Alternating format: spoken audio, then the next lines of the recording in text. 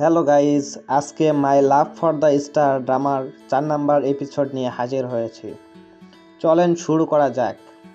শুরুতেই বৃদ্ধ লোক বলে, মানে তুমি বলতে চাচ্ছ স্বপ্নের যে জাহাজ তুমি দেখেছিলে সেই জাহাজে ওই নায়িকা ওই জুতা পরে গিয়েছে? নায়ক বলে, হ্যাঁ, সেই জাহাজ। লোকটি বলে, তাহলে তুমি এখানে বসে কি করছো? তুমি কি তাকে বাঁচাতে যেতে চাও না? ভালোভাবে সিদ্ধান্ত নাও। নায়ক বলে, মিস্টার চ্যাং, আমি গত 400 বছরে এরকম অনেক দুর্ঘটনা দেখেছি যা আমি চেয়েও ভুলতে পারি না।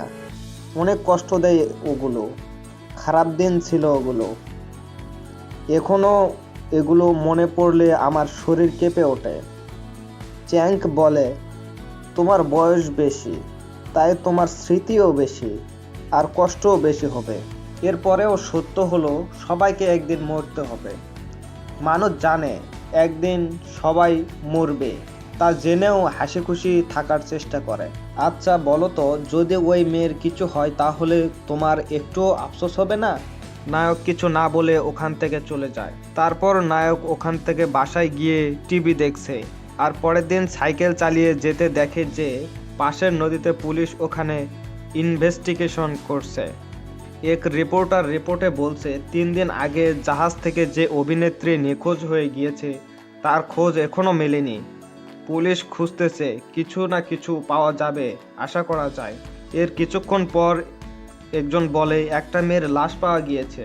পুলিশ সেই কেসকে ডিটেকটরকে দেয় এবং তারা অনুসন্ধান করে বলে এইটা মার্ডার না, সে নিজে সুসাইড করেছে। ডিটেকটর আরও বলে যে ওই মেয়ের টুইটারে একই পোস্ট দেয় যে জীবন বড় কঠিন, এবং আমরা মানুষজনের থেকে শুনেছি কিছু লোক একই কথা বলছে। ওই অভিনেত্রী কিছুদিন থেকে অনেক ডিপ্রেশনে ছিল আর সেখান থেকে মুক্তির জন্য সুসাইড করেছে। অন্যজন বলে এই কেস এক নতুন অফিসার দেখছে, এটা তার প্রথম কাজ, আর সব রকমের চেষ্টা করছে সত্য মানুষের সামনে নিয়ে আসতে। তখন রুমে একজন কফি নিয়ে আসে। অন্য অফিসার বলে, এই লোক কে? আর তখন লোকটি বলে, আমি ডিটেকটর ইউরক, আমি এই কেস হাতে নিয়েছি, এটা আমার প্রথম কাজ, আমাকে সবাই সাহায্য করবেন। তাই বলে তারা সিসিটিভি ক্যামেরার ফুটেজ দেখে। তারা দেখতে পায় নায়িকা চ্যাং লিওকে বলে, ম্যানেজারকে কেন আসতে দেয়নি, এখানে অনেক ঠান্ডা লাগছে আমার। তারপর লিওর ভাই ওপা আসে আর হাই হ্যালো বলে। নায়িকা বলে, কেমন আছেন? আপনি এখানে একা আসছেন নাকি, ইউরাকে সাথে নিয়ে আসেননি? ইউরা বলছিল যে সে জিও ফ্যামিলির বউ হতে যাচ্ছে। ওপা বলে, সে শুধু আমাদের কোম্পানির মডেল, এর বেশি কিছু না, আপনাদের কোথাও ভুল হচ্ছে। নায়িকা বলে, ঠিক আছে। পরের ক্যামেরাতে দেখে নায়িকা ইউনির সাথে দেখা করতে যায়। সেখানে ইউরাও আসে আর তারা ছবি তোলা নিয়ে প্রতিযোগিতা শুরু করে, কে কার থেকে বেশি সুন্দর দেখায় সেইটা নিয়ে। তারপর সবাই মিলে গ্রুপে ফটো তোলে আর যে যার মতো খেতে চলে যায়। খাওয়া শেষ করে সবাই ছাদের আতশবাজি ফুটায় এবং সবাই অনেক মজা করছিল। তখন জাহাজের কিছু একটার সাথে ধাক্কা খায় এবং কিছু লোক পানিতে পড়ে যায় আর কিছু নিখোঁজ হয়। কিছুক্ষণ পর সিমি আসে আর বলে চ্যাংসনকে খুঁজে পাওয়া যাচ্ছে না। পরে আরেকজন আসে, এসে বলে ইউরাকেও খুঁজে পাওয়া যাচ্ছে না। সিসিটিভিতে ডিটেক্টর কিছু খুঁজে পায় না। এইদিকে ইউরা ও চ্যাংসনের ঝগড়া করার ভিডিও কেউ একজন সোশ্যাল মিডিয়াতে ছেড়ে দেয় এবং সবাই মনে করে যে ইউরা মরার পেছনে চ্যাংসনের হাত আছে। সবাই বলে চ্যাংসন ইউরাকে মেরে ফেলেছে।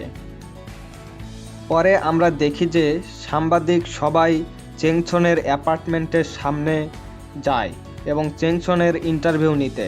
তখন নায়িকার প্রিয় নায়িকাকে ফোন করে বলে, তুমি রুম থেকে অন্য কোথাও যাও, সাংবাদিক তোমাকে খুঁজতেছে।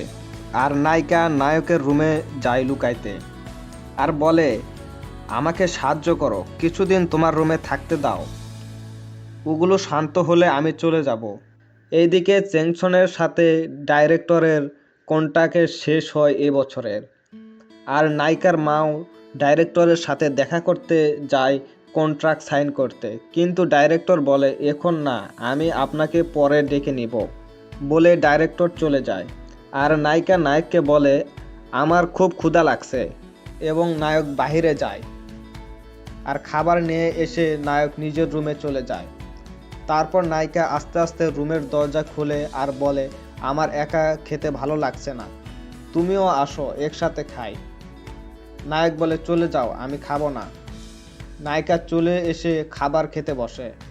খাবার খেয়ে ওয়াশরুম খুঁজতে থাকে, আর খুঁজতে খুঁজতে নায়কের লাইব্রেরি রুমে ঢুকে পড়ে। আর তখন আচমকা নায়ক ওখানে আসে আর নায়িকা ভয় পেয়ে যায়। নায়ক বলে তুমি এখানে কি করছো? নায়িকা বলে আমি ওয়াশরুম খুঁজতে এসে এই রুমে এসে পড়েছি। নায়ক রেগে গিয়ে বলে এটা আমার পার্সোনাল জায়গা, এখান থেকে চলে যাও। নায়িকা বলে শুনেছি শিক্ষক ছাত্রদের ভালোবাসে। নায়ক বলে কে আমার স্টুডেন্ট? তখন নায়িকা বলে কে আবার, আমি তোমার স্টুডেন্ট।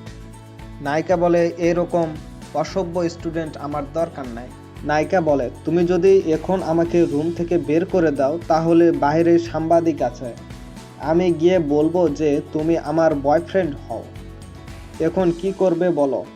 নায়ক বলে ঠিক আছে থাকো, কিন্তু আমার জিনিস আর আমার থেকে দূরে থাকবে। নায়ক বলে এই ডায়লগ তো আমার দেওয়ার কথা। তখন নায়ক বলে আচ্ছা, তোমার কি মনে হয় ইউরা নিজেই সুসাইড করেছে? নায়িকা বলে অন্যর জীবন তো নিতে পারে, কিন্তু নিজের জীবন নিবে তা আমি বিশ্বাস করি না। নায়িকা আরো বলে ইউরা তো সেদিন অনেক খুশি ছিল বিয়ে করবে বলে, সেই জন্য। ইউরা ও ওপা এক রুমে গিয়ে কথা বলছিল, আমি তা দেখে ওয়াশরুমে যাই। ইউরাও ওখানে আসে আর আমাকে বলে আমার তো বিয়ে হয়ে যাচ্ছে, এখন থেকে অভিনয় জগতে একাই রাজ করো বলে ইউরা ব্যাগ রেখে চলে যায়। নায়িকা বলে আমার কেন জানি মনে হচ্ছে তুমি সেই দিন ওখানে আসছিলে, কিন্তু তুমি ওখানে কেমনে আসতে পারো? এইদিকে ডিটেক্টর সিসিটিভিতে দেখতে পায় নায়ক ওখানে আসছিল আর একটু পর নাই হয়ে যায়। ডিটেক্টর বলছিল এই লোকটা কে? অন্যজন বলে ভূত মনে হচ্ছে, এসে 1 মিনিটে উধাও হয়ে গেছে। তখন দেখে নায়ক ওখান থেকে যখন উধাও হয় তখন নায়িকাও ওখান থেকে উধাও হয়ে যায়। পরে নায়িকা বলছিল তুমি আসছিলে ওখানে? নায়ক বলে আমি কেমনে যাব? নায়িকা বলে সত্যি তো, তুমি কিভাবে আসতে পারো? কিন্তু কেন জানি মনে হচ্ছে তুমি সত্যি আসছিলে আমার কাছে। আচ্ছা, তোমার আর কোনো ভাই আছে নাকি? পরে নায়ক বলে আমি ওই জাহাজে গেছিলাম, জাহাজে ধাক্কা লাগার সাথে সাথে সময়কে আটকে দেয় আর সবাই থেমে যায়, তখন তোমাকে নিয়ে রুমে যাই। তো বন্ধুরা, রুমে নিয়ে এসে কি হয় তা দেখতে পরবর্তী এপিসোডের জন্য অপেক্ষা করুন এবং আমার ইউটিউব চ্যানেল সাবস্ক্রাইব করে আমার পাশে থাকুন। ধন্যবাদ।